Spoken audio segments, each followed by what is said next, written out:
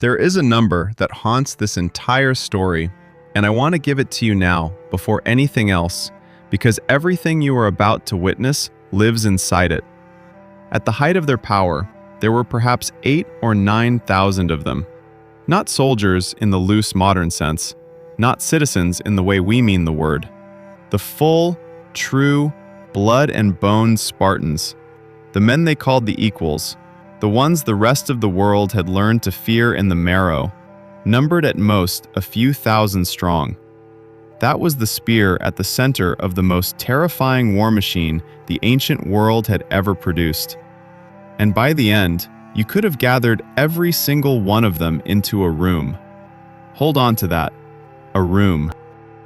A society that the kings of Persia could not break, that the navies of Athens could not outlast, that mothers across Greece used to frighten their children. And at the close of it all, the entire bloodline of the people who had ruled the most feared state in the Mediterranean could have stood together under one roof and still left space to walk between them. How does that happen? How does a people like that simply thin out of the world?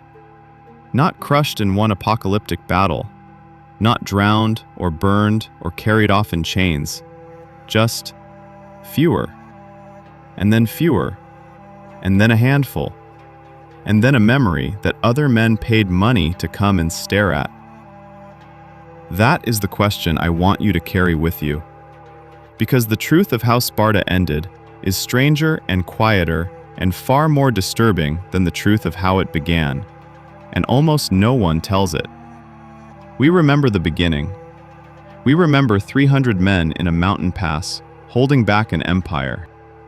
We remember the shields, the red cloaks, the long hair combed before death. We have built an entire idea of toughness out of that single morning at Thermopylae, and we repeat it to ourselves whenever we want to feel hard and unbreakable. But Thermopylae is the legend. Thermopylae is the thing we keep so that we don't have to look at the rest. Because the rest is this, that the people who died so famously in that pass belonged to a civilization that would go on to destroy itself, slowly, from the inside, over generations, not through weakness, but through the very thing that had made it strong. The discipline killed them. The perfection killed them. The refusal to ever, under any circumstances, become something different than what they already were. That is what finally emptied the valley of the Eurotas, of the men who had once made the whole of Greece hold its breath. So I'm going to ask you to do something that is genuinely difficult, because we have all been told the same story since we were children. I want you to set aside for the next hour everything you think you admire about Sparta, because the men we are going to follow did not see themselves as a cautionary tale. They believed, with a certainty so total it had no edges, that they had solved the oldest problem in human history. They believed they had built a society that could not decay, a people frozen at the exact moment of their own perfection, held there forever by law and iron and pain. They were so sure. And that certainty, not the Persians, not the Thebans, not the Romans who came at the very end, that certainty is the thing that killed them. So let's go back to the valley, before the room, before the handful, back to when there were enough of them that the world still trembled. Let's find out how the strongest people in the world arranged, with their own hands, over 3 centuries, to vanish. Picture the place itself first, because the place tells you almost everything. If you had crossed the mountains of the southern Peloponnese in the great age of Sparta, if you had climbed the passes expecting a fortress, a citadel, towering walls bristling with the wealth of a conquering people, you would have stopped at the rim of the valley and felt something close to confusion. Because there was nothing there. No ramparts, no grand acropolis crowned with marble, no defensive ring of stone, just a scatter of villages, low and plain, strung along a river in a long green valley with mountains rising on either side. A place that looked, to a stranger, almost poor, almost unfinished. A famous line survives from later writers looking back, that anyone who came upon Sparta and saw only the modest unwalled villages would never guess from the buildings the size of the power that lived there.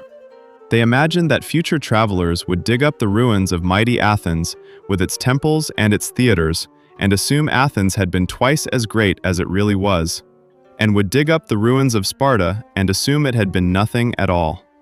And that was deliberate. That was the boast, because Sparta had no walls, and Sparta wanted you to know it had no walls.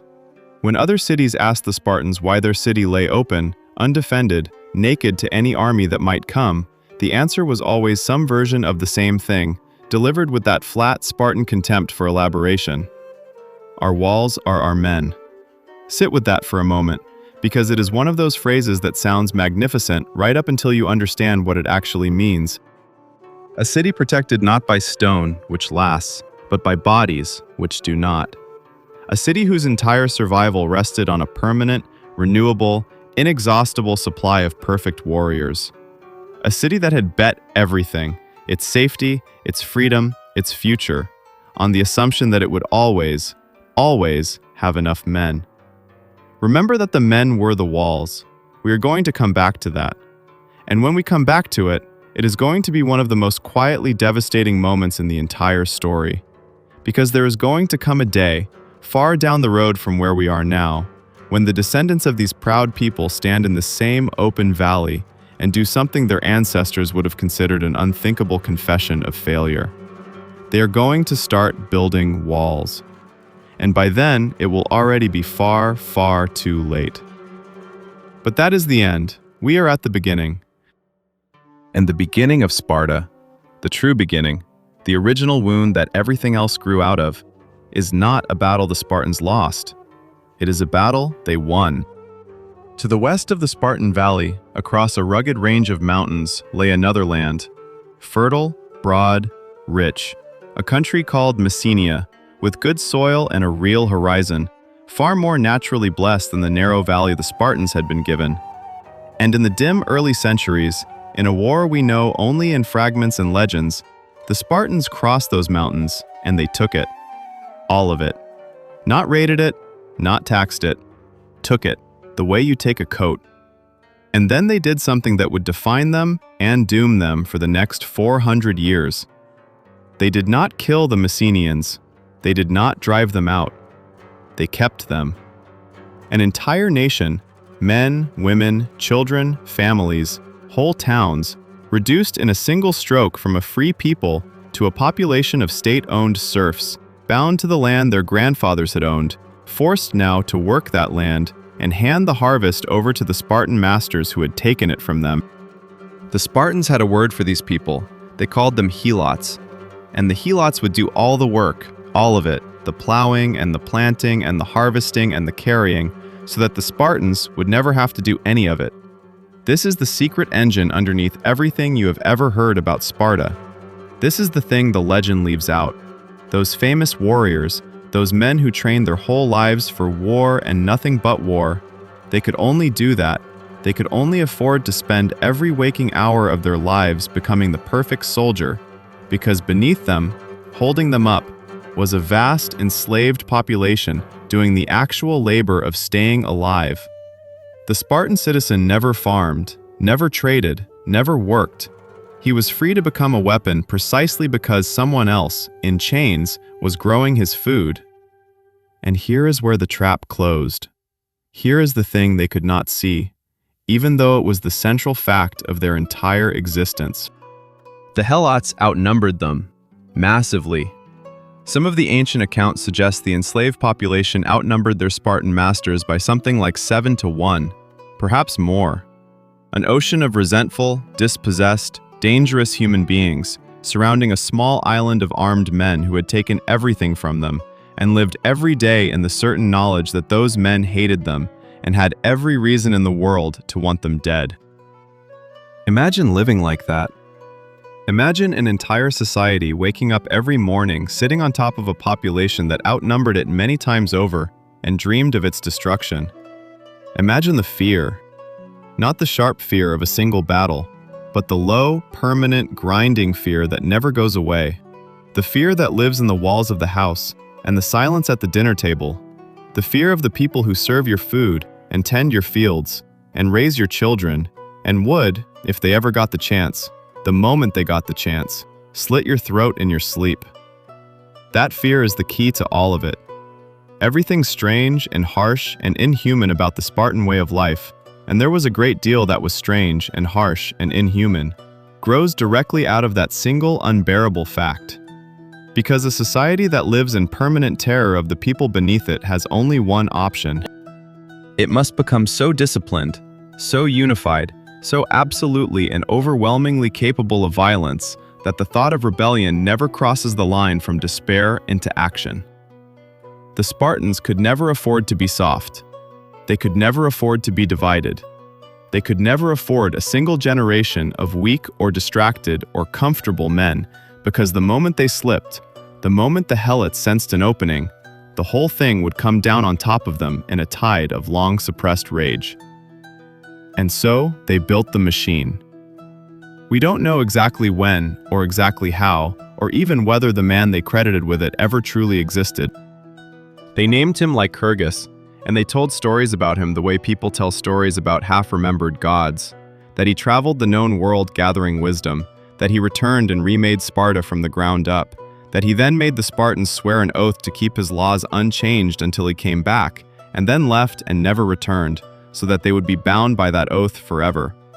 Whether he was a real lawgiver or a story the Spartans told to explain a system that had grown up over generations, the result was the same. By the time Sparta steps fully into the light of recorded history, it has become something that had never existed before and would never quite exist again. Not a city, a regime, a total system that reached into every hour of a Spartan's life, from before birth to after death. It began with the children, and it began with a decision about which children would be allowed to live at all. When a Spartan child was born, it was not simply brought home to its mother and father. It was brought before the elders of the community, and they looked at it. They examined it. They judged it. If the child was strong, well-formed, sound, it was permitted to live, and was assigned its place in the great machine. And if the child was weak, sickly, malformed, if the elders decided this small new human being would not one day become a useful soldier, or bear useful soldiers, then the later writers tell us it was carried up the slopes of the mountain that loomed over the valley, and left there, exposed, abandoned to die in a place the Spartans set aside for exactly that purpose. Whether every detail of that is literal history or partly the dark legend that grew around Sparta, the meaning is unmistakable, and the Spartans themselves would not have flinched from it. From the very first hour of your life, your existence belonged to the state. Your body was an asset to be evaluated. Your survival was a decision made by other men on the basis of your usefulness as a future instrument of war. You were not born a person who happened to live in Sparta. You were born Spartan property, and the first thing Sparta did was decide whether you were worth keeping. And if you were kept, if you passed that first inspection, your real childhood lasted only until the age of 7 years old.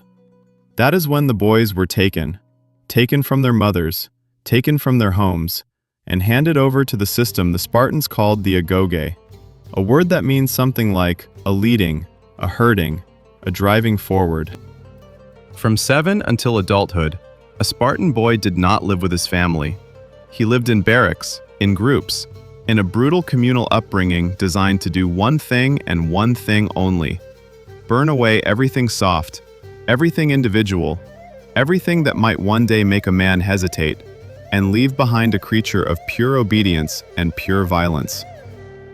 They were underfed on purpose so that they would learn hunger and learn to steal food to survive, and then beaten not for stealing, but for being caught stealing, so that they learned cunning, stealth, the art of taking what they needed without detection. They were given one garment for the whole year, in heat and in cold alike, so that their bodies would harden against the weather. They slept on beds of reeds they had to gather themselves from the river. They were watched constantly, tested constantly, set against one another constantly, taught from their earliest memory that pain was nothing, that complaint was shameful, that the worst thing a person could possibly be was weak. And underneath all of it, beneath the hunger and the cold and the beatings and the relentless competition, ran the single lesson that mattered more than any other. You are nothing by yourself. You exist only as part of the whole. Your life is not yours, it belongs to Sparta.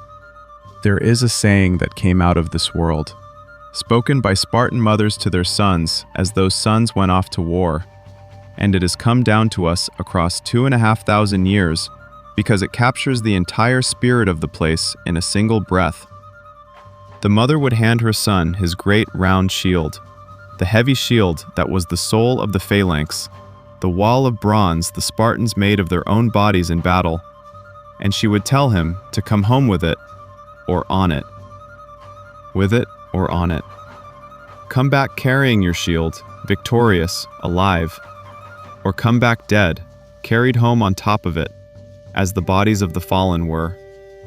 Because to come back without it, to have thrown it away in flight, to have chosen your own survival over your place in the line, that was the one thing a Spartan could not do and remain a Spartan. The shield was heavy and awkward, the first thing a panicking man would drop if he wanted to run. So the shield became the test. The shield was the difference between a Spartan and a coward, between a man and the thing that looked like a man. And a mother would rather receive her son's corpse than receive her son alive without it. These were the people we are talking about. This is what they did to their own children. This is what they asked of their own sons. And they did it not out of cruelty for its own sake, but out of that deep, original, unspoken terror. The terror of the enslaved millions in the fields. The terror that one slack generation would be the end of all of them. And so that the system would never accidentally raise that one slack generation, the Spartans took the fear and they made it official. They made it permanent. They built it into the calendar. Every single year, the rulers of Sparta formally declared war on their own helots. A real declaration, a legal state of war against the enslaved population they lived among, renewed annually so that any Spartan could kill any helot at any time and never be guilty of murder, because you cannot murder an enemy in a war. And there was an institution attached to this, one of the darkest things in the whole dark architecture of the Spartan state. They called it the Crypteia, the hidden thing, the secret. The most promising young Spartan men, the ones marked out for leadership, were sent out into the countryside at night, alone, armed with daggers, with one purpose. They were to move through the dark, watch the helot villages, and kill. Quietly, selectively. The strongest helots, the most capable, the ones who might one day lead a rebellion, those were the ones the young Spartans were sent to hunt and silence in the night. It was, in plain terms, a state-run program of murder. A secret police whose job was to terrorize an enslaved population by killing its most dangerous members before they could become dangerous. And it served two purposes at once, which is the truly chilling part. It kept the helots cowed, and it trained the young Spartans in the cold, practical work of killing human beings, so that by the time they ever faced an enemy in open battle, taking a life was already nothing new to them. This is the foundation. This is what was underneath the red cloaks and the famous courage and the noble last stands. Not nobility. Fear. A whole civilization organized around the management of fear, raising its children to be weapons because it could not afford for them to be anything else. Killing in the dark to keep the terror in balance. And out of that, somehow, they built something that worked. That is the part that makes Sparta so hard to look away from, even now. Because the machine ran. For centuries it ran. The Spartans became, man for man, the finest soldiers the Greek world had ever seen. Not because they were braver than other men by nature, but because every other man on the battlefield was an amateur who farmed or traded for a living and picked up a spear when his city called, while the Spartan had done nothing his entire life but prepare for this exact moment. While other Greeks practiced war, The Spartans were war. It was the only profession they had. It was the only profession they were permitted to have. And to make absolutely certain that no Spartan ever drifted away from the whole, that no man ever grew rich or grew comfortable or developed interests and loyalties outside the state, Lycurgus, or the system that bore his name, did something economically insane and absolutely brilliant. They abolished money. Real money, anyway. Gold and silver were banned. In their place, the Spartans were made to use currency of iron. Heavy, brittle bars of iron, deliberately made nearly worthless, so cumbersome that to carry any significant amount of it you would need a cart. You could not hoard it. You could not hide it.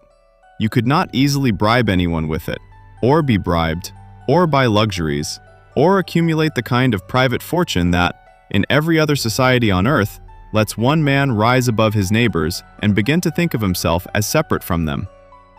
Do you see what they were doing? They were trying to freeze human nature itself. They were trying to engineer out of existence the thing that has corroded every society that has ever lasted long enough to grow comfortable. Greed, ambition, the slow separation of the rich from the poor, the gradual unraveling of the bonds that make a group of people into a single people. They looked at the disease that kills civilizations from within, and they tried to build a society that was simply immune to it. And to seal it, they ate together. Every Spartan man, no matter how distinguished, belonged to a common mess, a group of 15 or so who dined together every single night for their entire adult lives. The same plain food, the same black broth, a dish so famously grim that other Greeks joked the Spartans were only brave because death was preferable to their cooking. No man dined privately at home in luxury while his brothers ate plainly in the mess. They were all the same. They called themselves, with total seriousness, the equals, the peers, the homoioi, men who had, in theory, surrendered every difference between them and become interchangeable parts of one great body.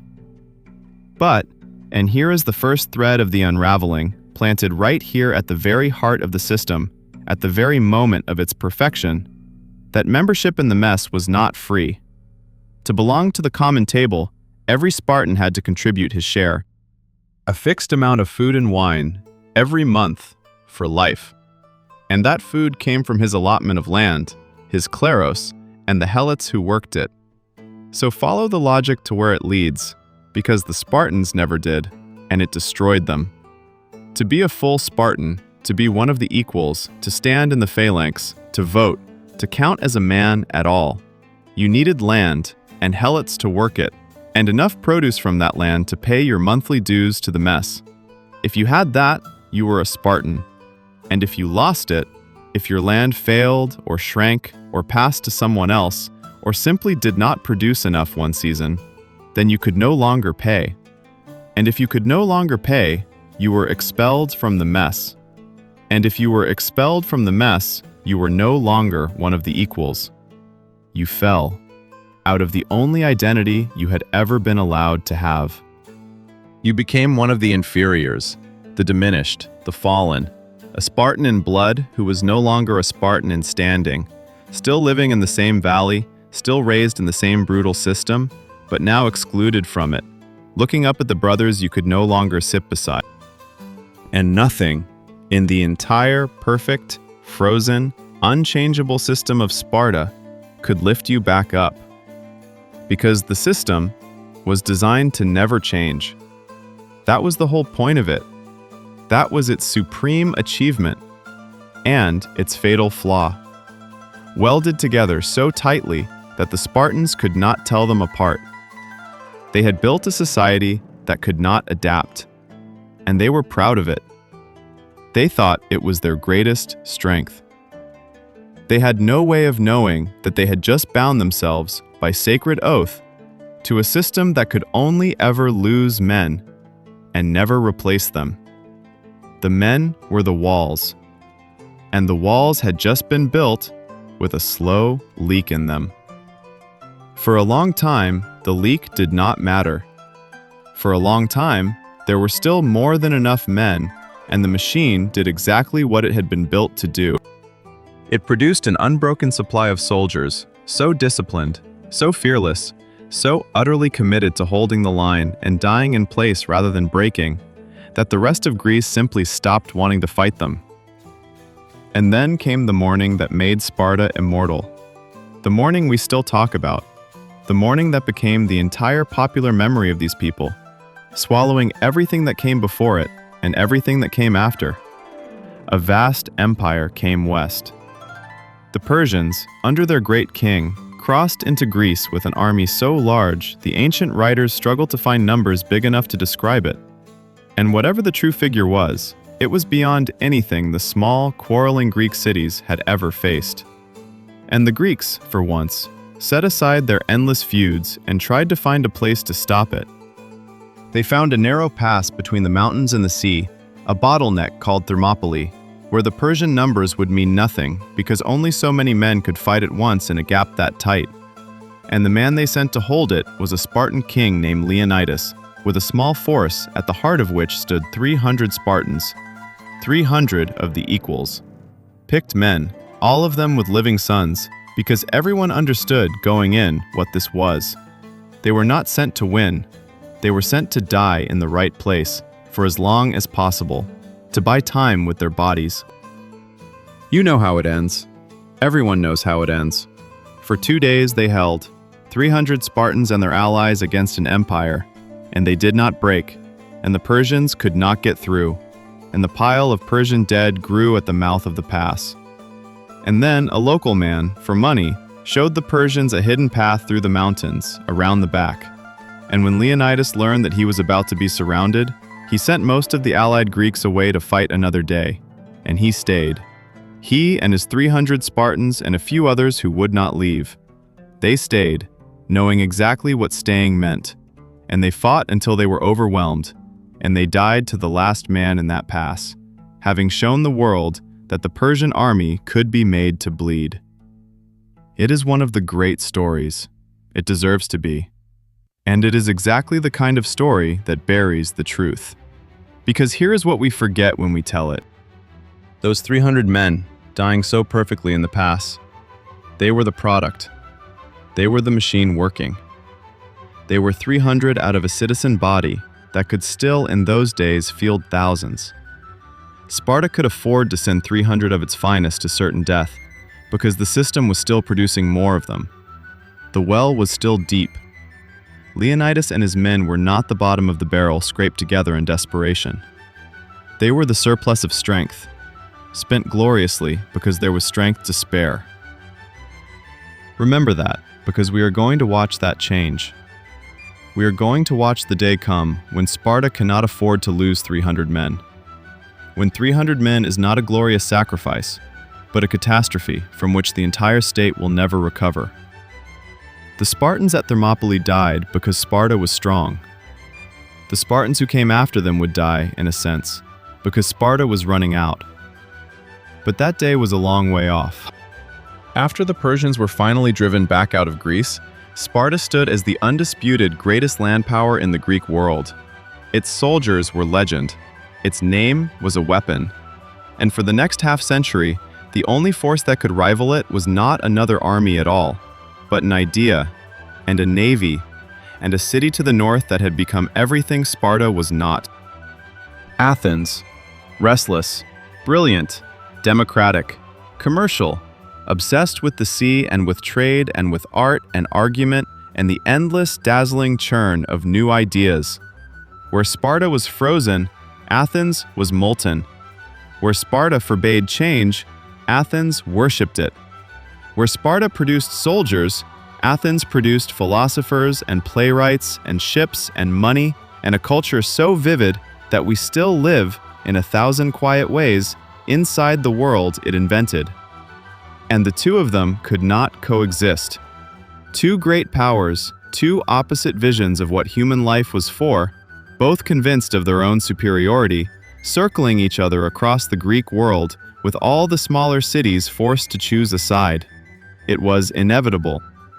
And eventually, after years of tension and proxy fights and broken truces, it became the long, grinding, ruinous catastrophe that the Greeks would remember as the war that broke their world, a generation of conflict between Sparta and Athens that dragged in nearly every city in the Greek-speaking world and bled them all white. It went on for 27 years. Plague, sieges, massacres, betrayals, brilliant victories followed by senseless disasters. And through all of it, the fundamental problem for Sparta was simple. Athens lived behind walls that ran all the way down to the sea, and Athens ruled the sea. And you cannot defeat a sea power with the finest infantry on earth if that infantry cannot reach the enemy. As long as Athens controlled the water, Athens could not truly be starved out, could not truly be beaten. And so Sparta, the city that despised money, the city that had banished gold and silver, the city built on the proud refusal to be like the trading peoples of the coast, did the thing that would, in the end, prove more dangerous to it than any Persian army. To build a navy capable of challenging Athens at sea, Sparta needed money. Vast amounts of money. More money than its whole iron bar economy could ever produce. And there was only one place to get it. They went to Persia. The same empire they had bled in the past at Thermopylae, the great enemy of all Greeks. Sparta went to the Persian king with its hand out and took his gold, river after river of it, in exchange for letting Persia reclaim influence over the Greek cities of the coast. The proud, incorruptible, money-hating Spartans financed their victory over Athens with Persian gold.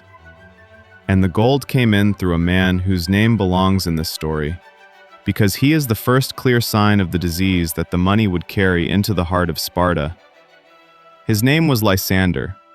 He was the admiral who finally built the fleet, took the Persian silver, ground down the Athenian navy, and at last trapped and destroyed the Athenian fleet in a single catastrophic battle. With their ships gone, Athens could be starved, and was, and the proud city that had defied the Spartans for a generation finally surrendered.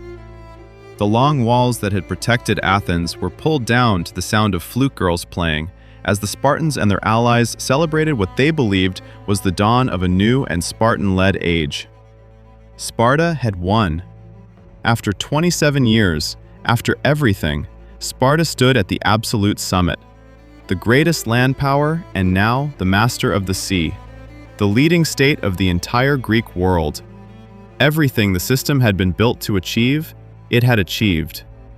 This was the peak. This was the moment of total triumph. And this is the exact moment the poison reached the core. Because all that Persian gold, all that wealth that had flooded in to win the war, all the tribute that now flowed to Sparta as the new master of the Greek cities, it did not simply vanish when the fighting stopped. It came home. It came into the valley. Into the hands of the men like Lysander, who had spent years out in the wider world, away from the mess halls and the iron bars, learning what gold could buy and learning to want it.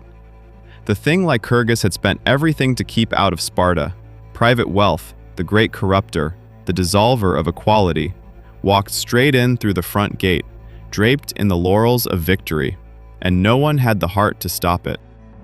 There was a law, of course. There was always a law. Gold and silver were still officially forbidden to private citizens, and so the wealth flowed in officially as state property and unofficially into private hands, and men hid it and lent it and lied about it, and the gap between the law and the reality grew wider every year. The Spartans who had conquered the world began, quietly, to do the one thing their entire society existed to prevent. They began to grow rich. And some grew rich while others grew poor. And the perfect equality of the equals, the iron core of the whole machine, began, slowly, invisibly, irreversibly, to rust. An oracle was remembered afterward, a warning the Spartans claimed had been spoken long before, in the old days, that nothing would destroy Sparta except the love of money. They had built a fortress against every external enemy and every internal weakness they could imagine. And the thing that would bring them down was the thing they had won the war to get. But corruption is slow. Corruption does not announce itself. For decades after the great victory, Sparta still seemed supreme, still threw its weight around the Greek world, still won battles, still terrified its neighbors. To anyone watching from the outside, Sparta in those years looked stronger than ever. The rot was real, but it was deep down, in the foundations, in the numbers, where no one was looking. And the numbers were the thing. Because here is what the inflowing wealth actually did, beneath all the politics, in the brutal arithmetic of land and men. As some Spartans grew rich and others grew poor, the land, the kleros, the allotment that made a man a citizen, began to concentrate. The rich families bought up, married into, lent against, and absorbed the lands of the poorer ones. And every time a Spartan family lost its land, it lost its ability to pay into the mess, and it fell out of the body of the equals. Every concentration of land at the top meant another citizen lost at the bottom. The total number of full Spartans was not staying the same, and it was certainly not growing. It was falling. Year after year, decade after decade, the body of the equals shrank, not from war, not from plague, but from the simple, silent, grinding economics of a frozen system colliding with the very wealth it had won. At the time of Thermopylae, there had been thousands of them. Thousands of full Spartiates, the deep well of strength that let them spend 300 lives and barely feel it. But as the generations passed after the great victory, that number came down and down and down. The ancient writers who studied this later gave it a name, a word that means simply the scarcity of men. Oliganthropia, the shortage of Spartans. The slow, quiet, accelerating disappearance of the very people the entire civilization existed to produce. And nothing could stop it. Because to stop it, Sparta would have had to change. It would have had to redistribute the land, or cancel the debts, or open citizenship to outsiders, or loosen the impossible standards, or do any of the dozen things a flexible society might have done to refill its ranks. And Sparta could not do any of them, because Sparta had sworn, in its bones, in its founding myth, in the oath to the lawgiver who never came back, never to change.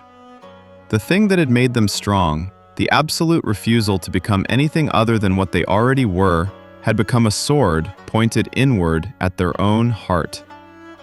They had built a society that could only shrink, and they were watching it shrink, and they did nothing, because doing something would have meant ceasing to be Spartan, and they would rather disappear as Spartans than survive as anything else.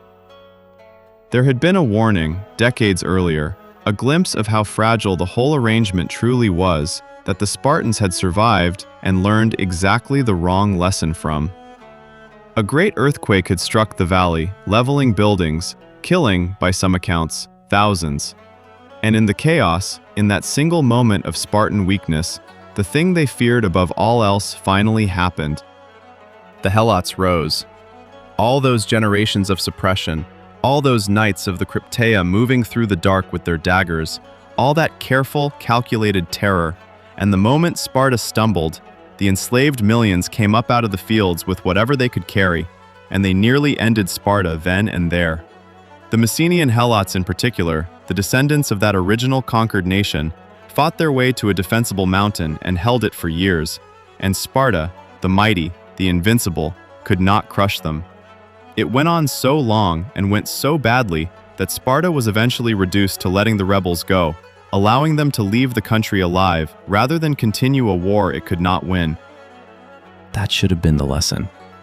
That should have been the moment the Spartans understood the truth about the ground they stood on. That their entire civilization was balanced on top of a volcano of human suffering, and that one day, the volcano would not stop. But they did not learn it. They patched the hole, restored the terror, tightened the system, and went back to telling themselves they were eternal. They filed the Helot revolt away as a problem they had solved. They did not understand that it was a rehearsal. So now we come to the day the world found out. For all the rot in the foundations, one thing had remained absolutely true for as long as anyone could remember. True for so long that it had hardened from a fact into a law of nature. Spartans did not lose. Not really. Not in a stand-up fight, phalanx against phalanx, on open ground. Other cities might defeat Spartan allies, might win at sea, might catch a Spartan force at a disadvantage. But when the full Spartan line locked its shields and came forward across a field, the men on the other side broke. They always broke. It had happened so many times, for so many generations, that the breaking had become almost automatic. The enemy saw the red cloaks advancing in perfect, silent, terrifying order, and something in them gave way before the spears ever met. And because of that, the actual number of Spartans had stopped mattering to anyone outside the valley. The legend did the fighting now. The reputation was worth more than the men. A Spartan army could be smaller than it had ever been, eaten away by the silent arithmetic of oliganthropia, and it would still win, because no one dared to test whether the legend was still true. And then, to the north, a city decided to test it. Thebes had spent years under the Spartan boot, its democracy crushed, a Spartan garrison sitting in its citadel, its leaders exiled or killed. And out of that humiliation rose a generation of Thebans who hated Sparta with a clean, cold, patient hatred, and two men in particular who would do what no one in living memory had managed to even imagine. One was a soldier named Peloponnesus, who would forge an unbreakable core of picked men. The other was something rarer, a genuine military genius, a man named Epaminondas, who looked at the Spartan phalanx, the most feared formation on earth, and saw not an unbeatable monster, but a problem to be solved. For centuries, Greek battles had been fought the same way.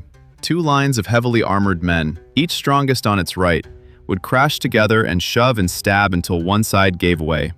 The Spartans put their best men on their right, as everyone did. And those best men were the finest soldiers alive.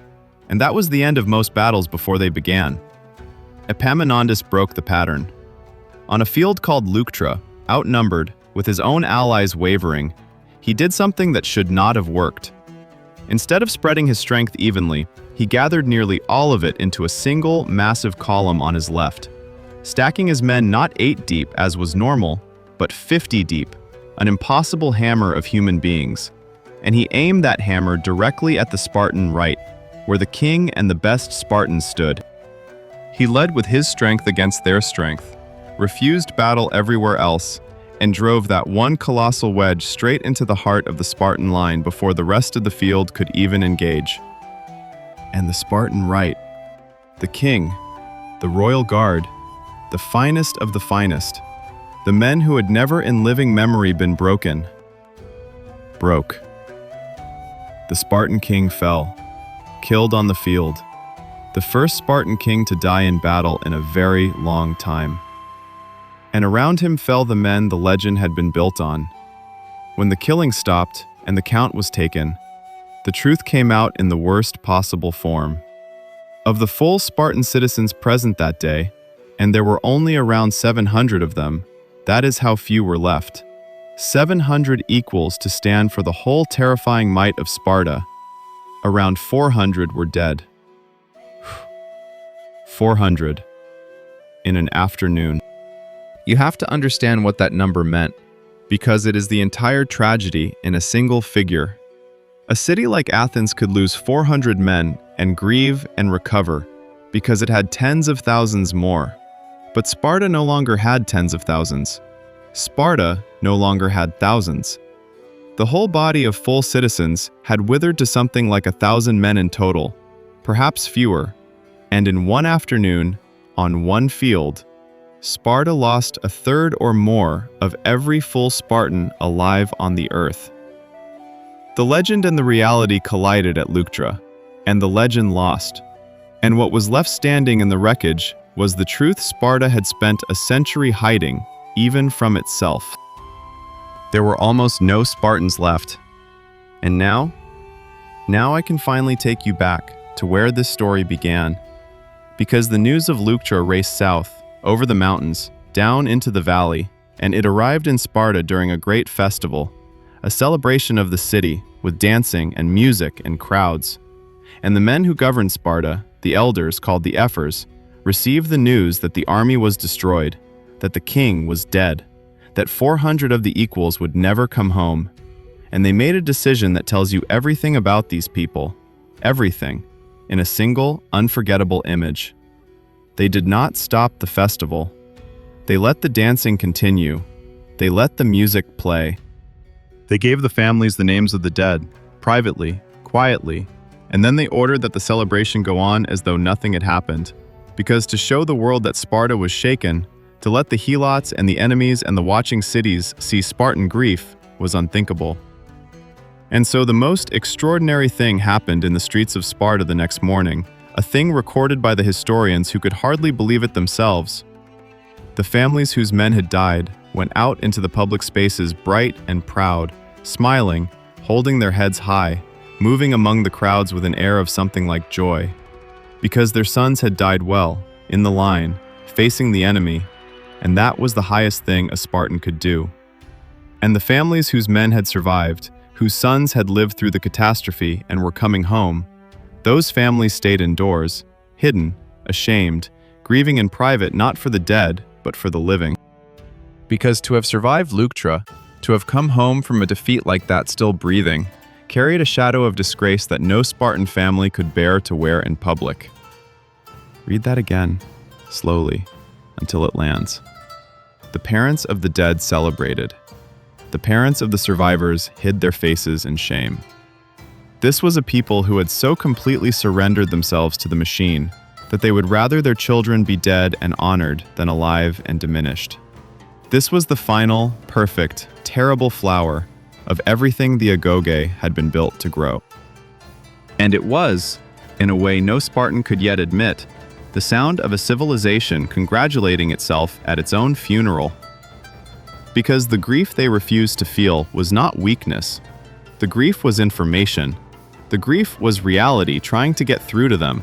The simple animal truth that they were running out of people, that they could not keep feeding their sons into the line and calling each death a victory.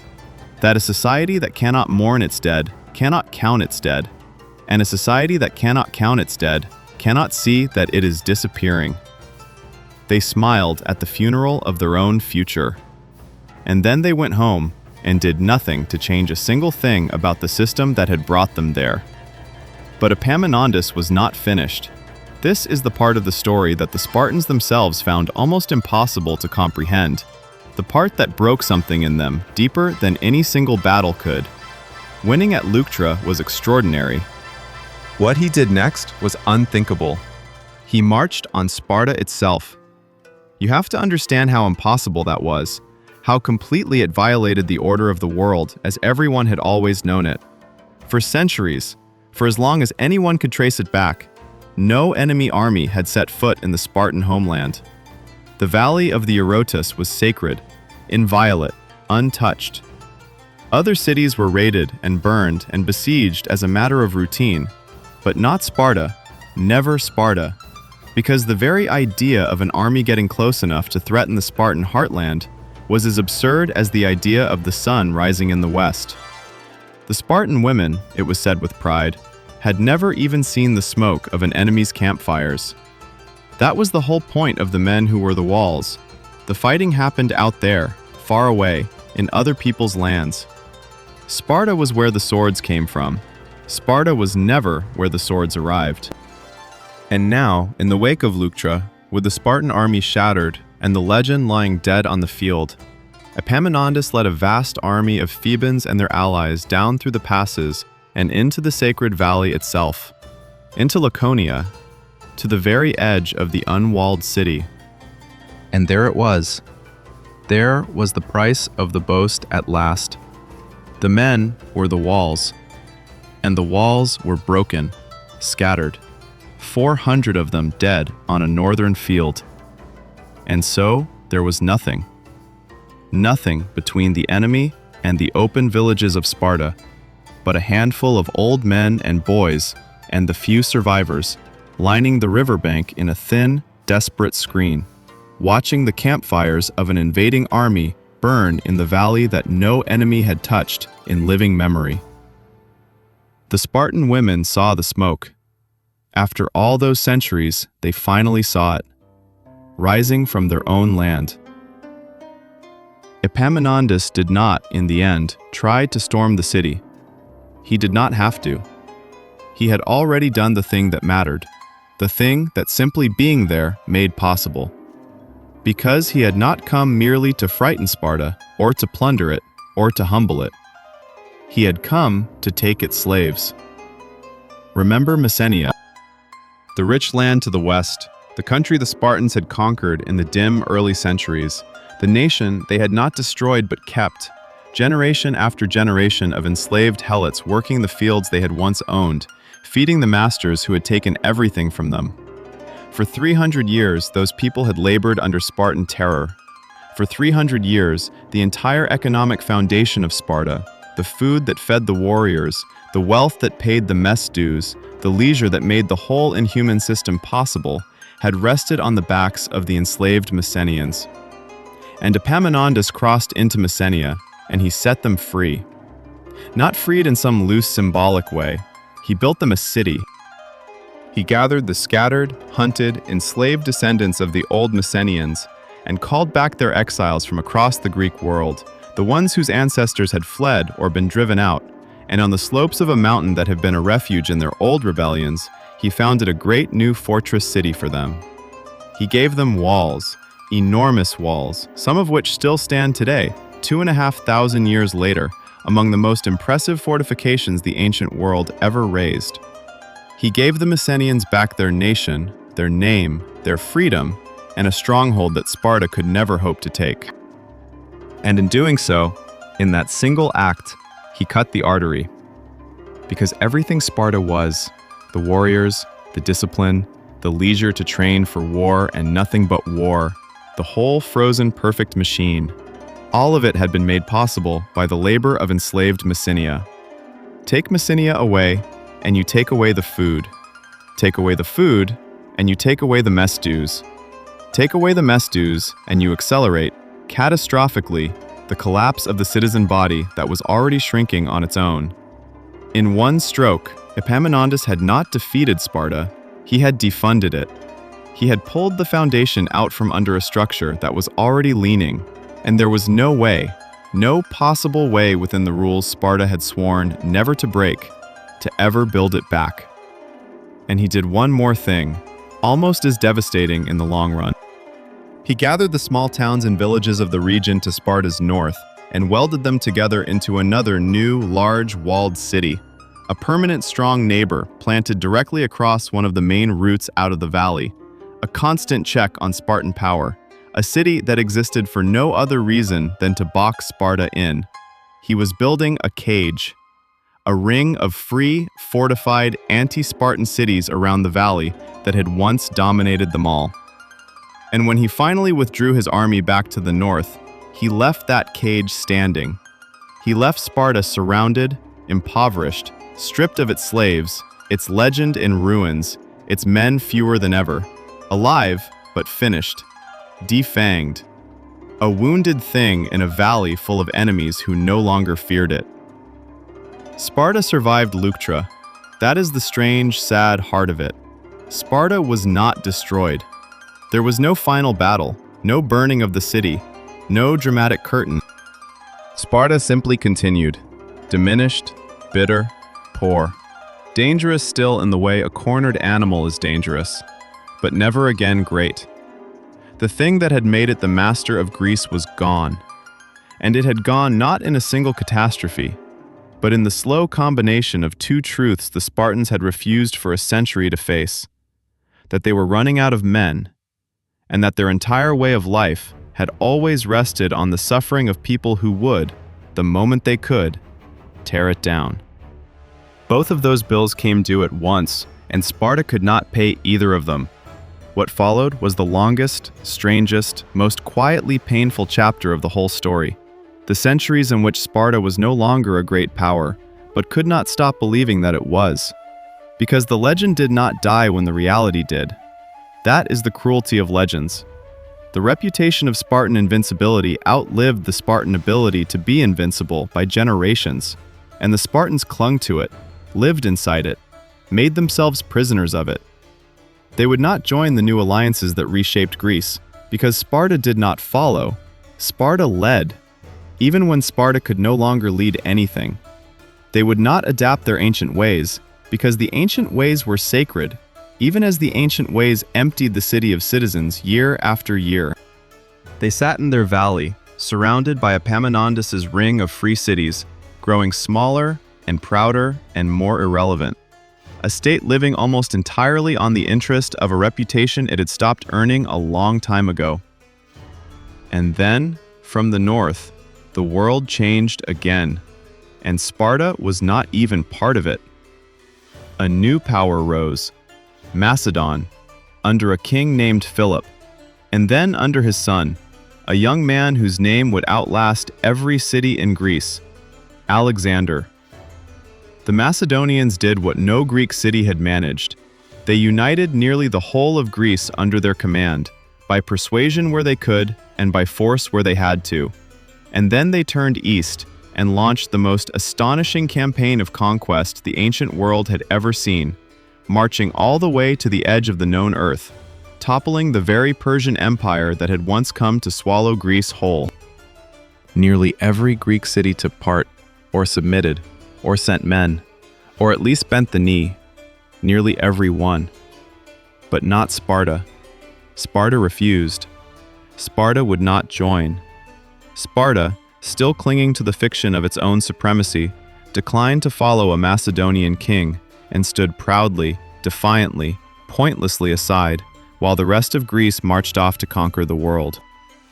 And the conqueror noticed. After one of his great early victories over the Persians, Alexander sent home captured shields to be dedicated as a war trophy, with an inscription naming who had won them. The army of the Greeks, the inscription said, and then, with a contempt so precise it still stings across the centuries, it named the one city that was not included. The spoils, it read, were won by Alexander and the Greeks, except the Spartans. Except the Spartans. He carved their absence into the monument. He made their irrelevance part of his glory. The people who had once led all of Greece were now defined, on the trophies of the greatest conqueror in history, entirely by their failure to matter. There was a final, doomed flicker. While Alexander was away in the east, a Spartan king tried to rouse the Greek cities to throw off Macedonian control, and gathered an army, and for one brief moment it seemed Sparta might rise again. But the Macedonian forces left behind in Greece crushed the revolt, and the Spartan king died on the field, and the rising came to nothing. A last, futile assertion of a greatness that had been dead for 2 generations. Sparta had thrown itself against the new order of the world, and the new order had barely broken stride. And now the numbers were beyond hiding, beyond denial, beyond any festival or any pride.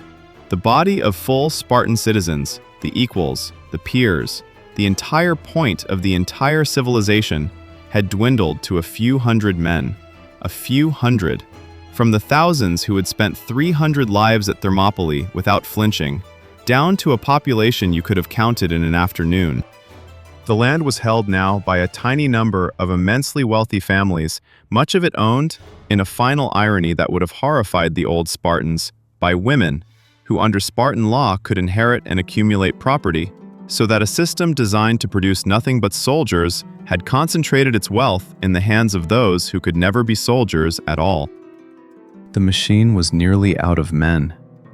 The valley was nearly empty of the people it had been built to make.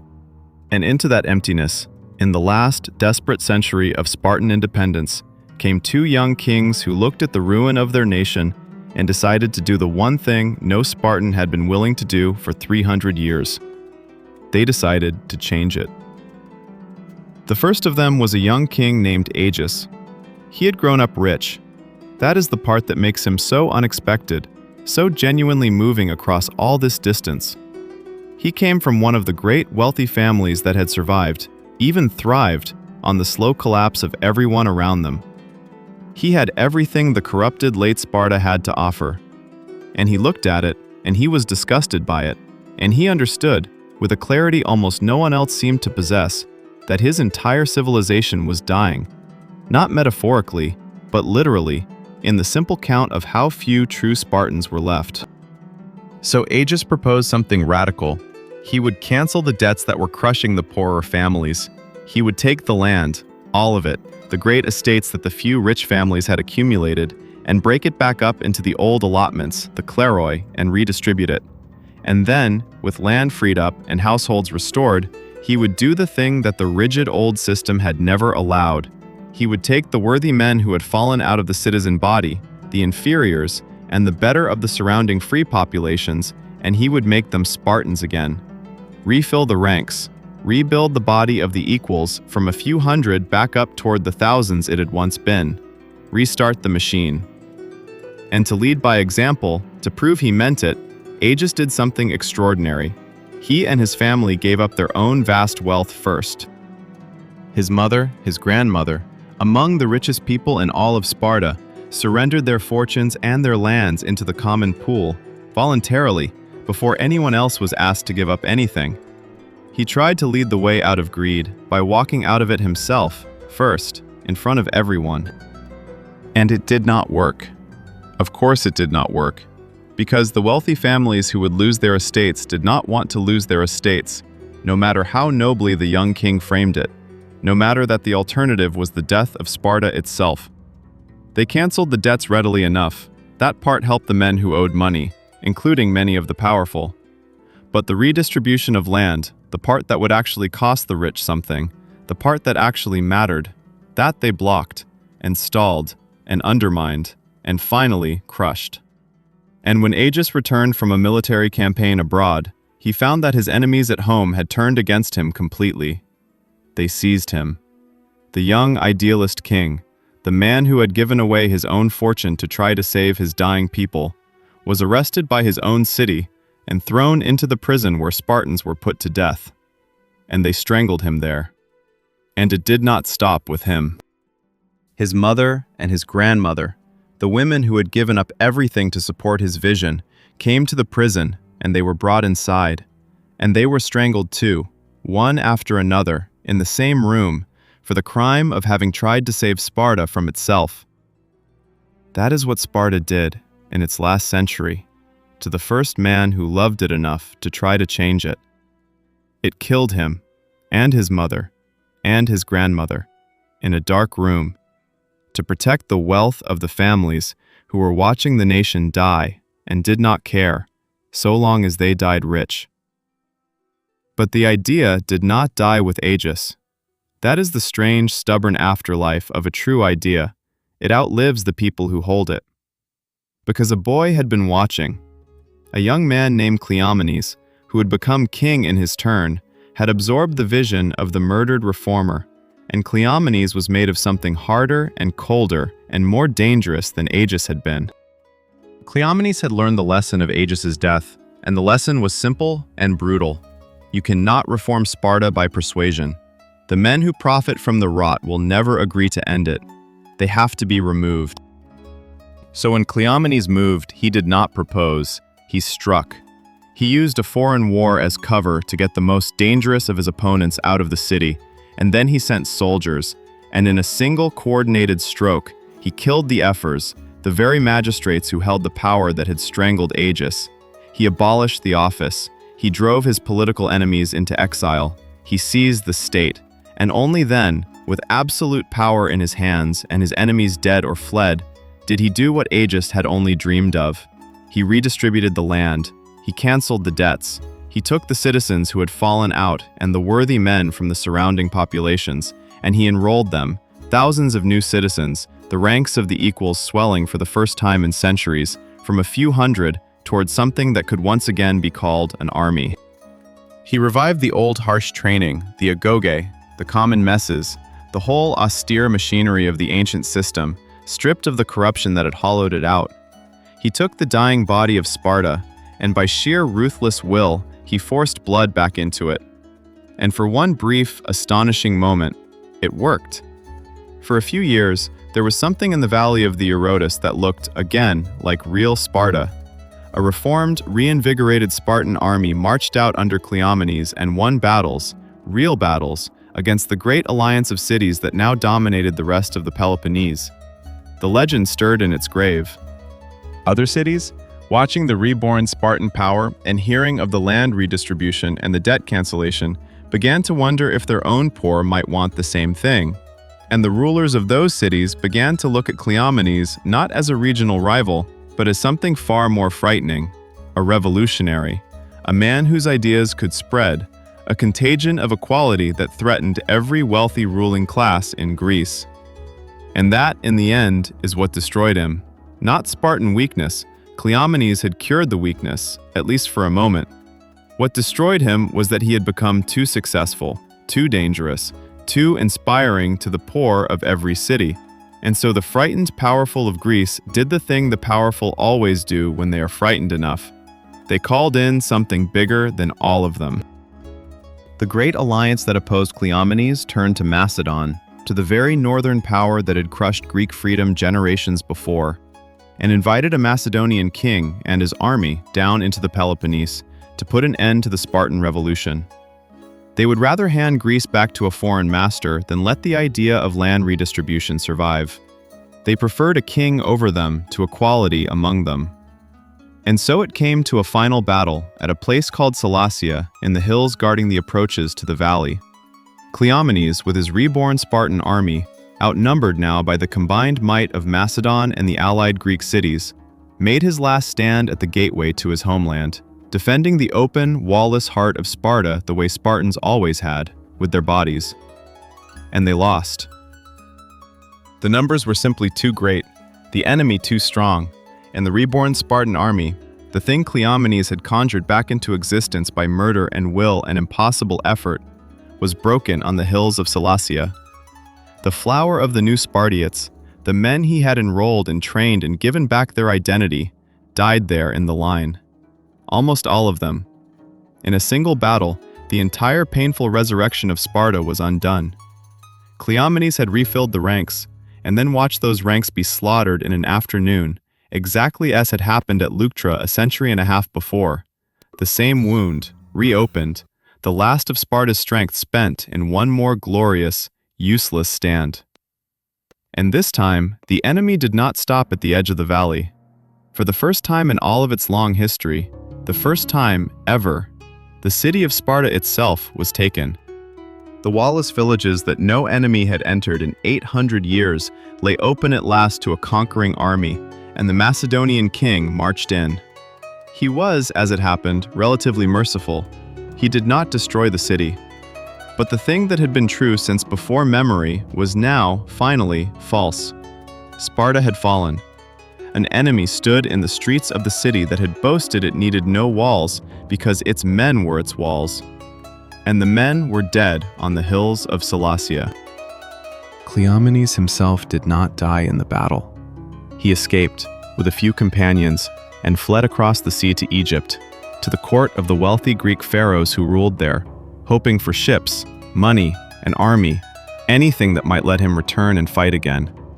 He was the last true Spartan king in any meaningful sense, the last man to wield real Spartan power, and he spent his final years as a guest, then a suspect, then a prisoner in a foreign court, waiting for help that never came. And the end he came to is one of the most desolate in all of this desolate story. Trapped in Egypt, under house arrest, his hopes of return curdling into despair, Cleomenes made one last desperate gamble. He and his handful of remaining companions broke free and ran through the streets of the great foreign city, calling on its people to rise up and join them, to throw off their own ruler, trying, even now, even there, to ignite the revolution one last time. And the people of the city did not rise. They watched, and they stayed in their houses, and the revolt of the last Spartan king died in the streets of a foreign capital with no one willing to follow him. Cornered, with no escape and no future, Cleomenes and his companions chose to die by their own hands rather than be taken. And the ruler of Egypt, to make an example of the dead Spartan king, had his body flayed and hung up in public, the corpse of the last man who had tried to bring Sparta back to life, strung up as a warning on a foreign wall, far from the valley he had given everything to save. That was the real end of Sparta. Not a date in a book, not a treaty. It was the body of Cleomenes hanging in the Egyptian sun, thousands of miles from home. Because with him died the last serious possibility that Sparta might become something living again, instead of something remembered. After Cleomenes, There was no one left who believed it could be reborn. There were only people who would try to sell what was left of it. There was one more ruler worth naming, a man who came after Cleomenes and seized power in the broken city, a hard, violent figure named Nabis, who is sometimes called the last independent ruler of Sparta. He carried the revolution even further than Cleomenes had dared, freeing helots, redistributing property, enrolling the dispossessed, ruling with a ferocity that horrified the wealthy of every surrounding city. And he did one thing that, more than anything else, marks the absolute reversal of everything Sparta had ever been. He built walls. There it is, the promise I made you at the very beginning, returning now to be paid. The city that for 800 years had stood proudly open, undefended, naked, the city whose entire identity rested on the boast that it needed no stone walls because its men were its walls, finally, in its last days, under its last ruler, ringed itself in fortifications, because the men were gone. The walls of flesh that had made stone unnecessary had thinned away to almost nothing across 3 centuries of oliganthropia and slaughter and pride, and now, at the end, the descendants of Leonidas did the thing their ancestors would have considered a confession of total defeat. They admitted they could no longer protect themselves with their bodies. They piled up stone instead. If you want a single image for the death of an idea, that is it. Not a battle, not a massacre, just a wall, going up around a city that had defined itself, for as long as anyone could remember, by its refusal to need one. The boast had finally come due, and the answer was written in stone. And the answer was no. No, the men are not enough anymore. The men are not even here anymore. We are a few frightened people in an empty valley, and we need a wall like everyone else. And by then, the thing that was really coming was not another Greek city, or even Macedon. It was something far larger, moving in from the west, swallowing the whole Mediterranean, one kingdom at a time. Rome. Rome came into Greece as it came everywhere. First as an ally, then as an arbiter, then as a master. The endless squabbling of the Greek cities, Sparta among them, gave Rome every excuse it needed to intervene. And once Rome intervened, Rome never truly left.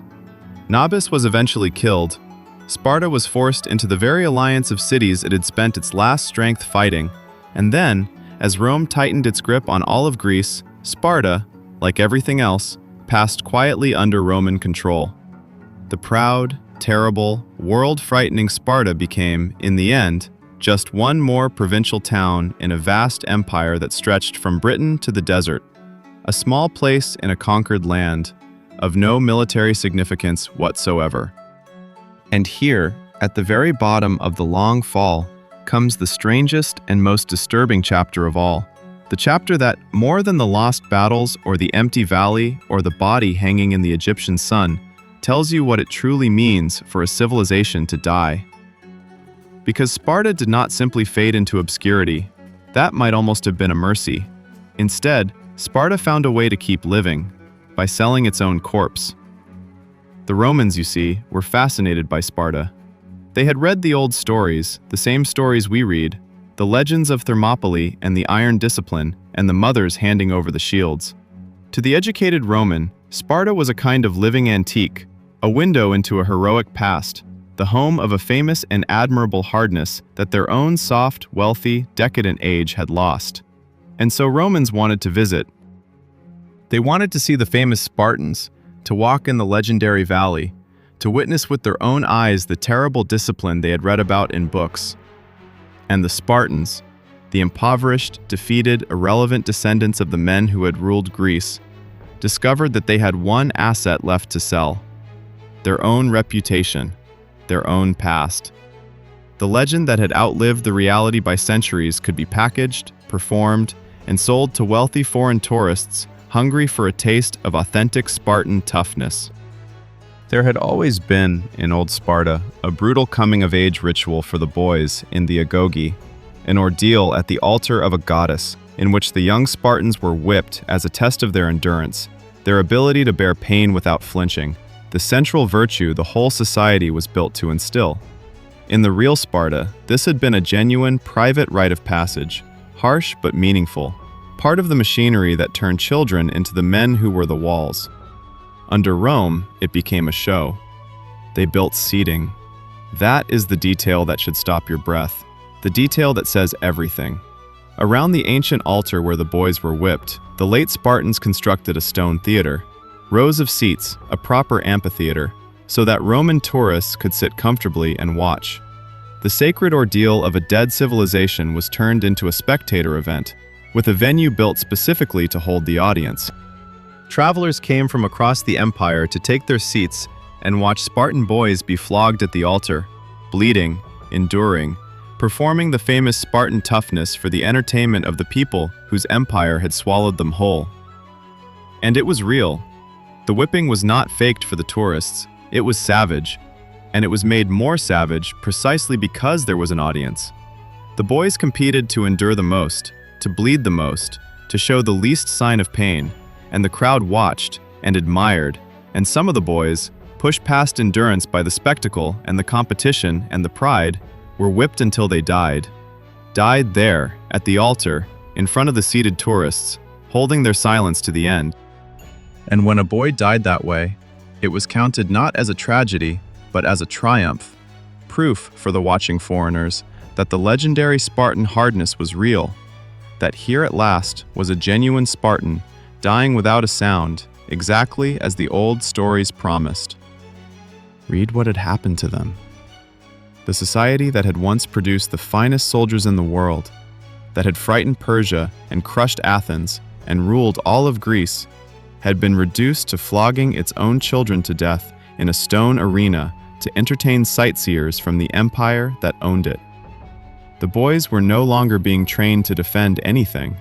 There was nothing left to defend, no army to join, no enemy to face, no walls of flesh to stand in. They were being hurt, publicly, fatally, as a performance, as a reenactment, as a theme park of a greatness that no longer existed and had not existed for hundreds of years. Sparta had become a museum of itself with live exhibits. The legend had completely devoured the reality. There were no more Spartans in any meaningful sense. No equals, no phalanx, no system, no terror, no power.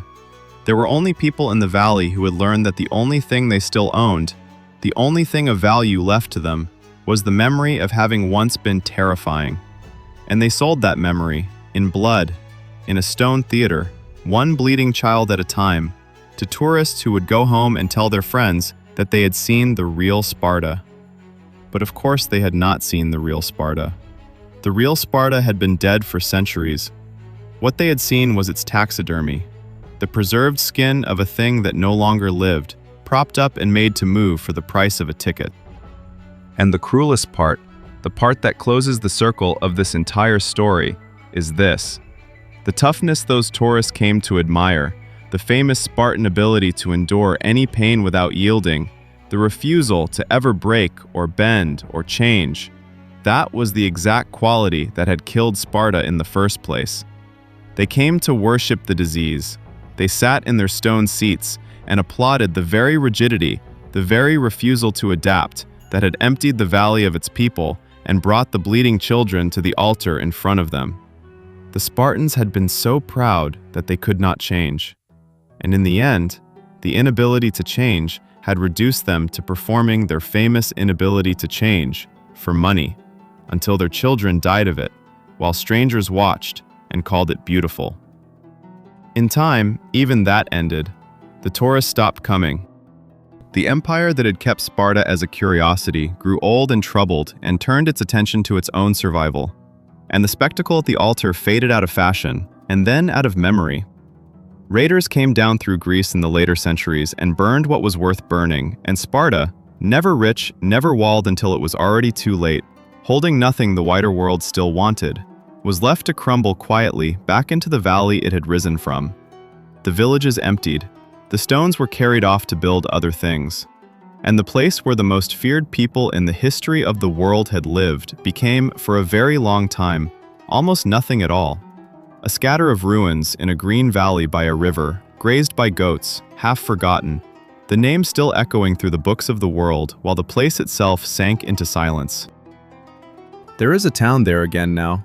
People live in the valley of the Eurotas, as people always have. The mountains still rise on either side, exactly as they did when the boys were taken at the age of 7, when the mothers handed over the shields, when the campfires of Epaminondas burned in the dark and the women saw the smoke at last.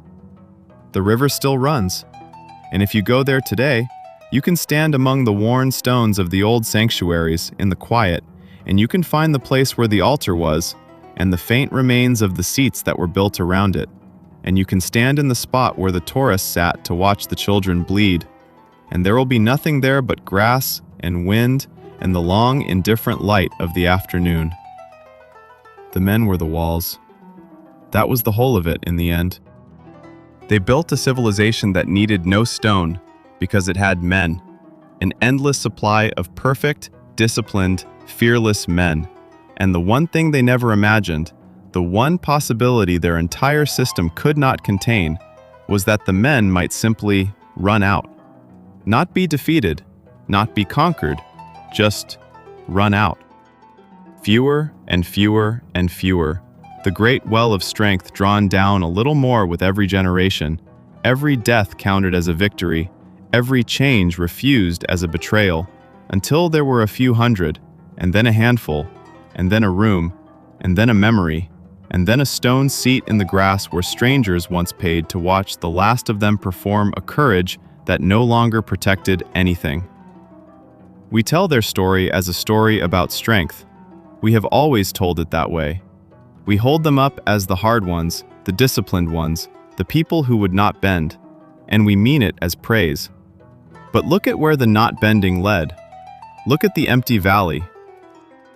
The thing we admire in them is the thing that killed them. The refusal to change, the certainty that they had already achieved perfection, and that perfection only had to be defended, never improved. That certainty was not their strength. It was the slow poison they mistook for strength, all the way down, right up until the end, while the count of the equals fell, and they smiled at the funerals of their own sons and called it honor. Because that is the deepest truth buried in the last days of Sparta, and it is not a comfortable one. A society can be destroyed not by its weaknesses, but by its virtues, by the very qualities it is proudest of, held too rigidly, for too long, past the point where they still serve life. The discipline that built them became the discipline that would not let them save themselves. The unity that made them invincible became the conformity that could not imagine a different future. The hardness we still admire became, in the stone theater, the spectacle of children dying to prove they were hard. They did everything they had set out to do. They became, perfectly, exactly what they meant to become. And it emptied their valley of people and left their name to be sold to tourists. They were so sure. That is what I keep returning to, standing in the imagined grass of that empty place. They were so sure they had it right, so sure that the answer was simply to hold the line and never yield and never change, that they could not hear the quiet evidence accumulating all around them for 300 years, the falling numbers, the rising fortunes of the few, the men dropping out of the ranks, the slaves they could not free without admitting the whole thing had been wrong from the beginning. The certainty was the danger. The certainty was always the danger. It is so easy to mistake the refusal to question yourself for strength, right up until the moment there is no one left to do the refusing. And so they are gone. Not in fire, not in a final glorious battle worthy of the legend, but in the long, slow, almost gentle way that the things we are most certain about tend to die. Quietly, gradually, while we are looking the other way, congratulating ourselves on how unbreakable we are. The most feared people in the ancient world did not fall. They thinned. They dwindled. They held perfectly still while the ground emptied beneath them. And they called that stillness virtue, and they were proud of it to the very end. The valley is quiet now. The shields are dust.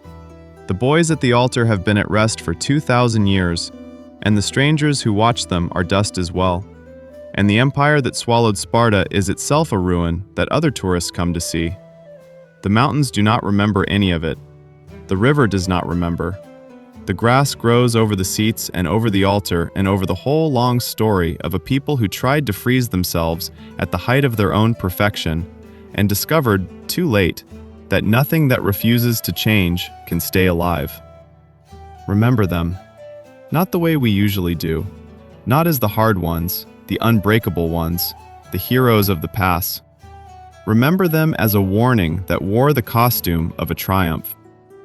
Remember the boy taken at 7, the mother with the shield, the 400 dead in an afternoon and the city smiling, the young king strangled for trying to save them, the body in the Egyptian sun, the children bleeding for the tourists in the stone seats. Remember that they were sure, all the way down, that they had nothing left to learn. And remember the empty valley that certainty left behind.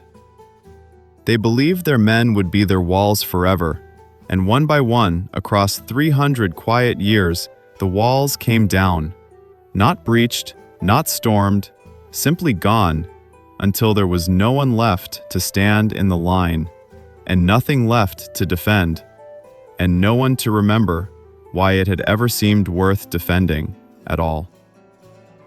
The valley keeps its silence now. It always did in the end. It was always going to outlast them. And this, the open city, the men who were its walls, the few hundred equals who once made the world hold its breath, and the long, quiet emptiness that finally closed over them all. This was one of history's last chapters.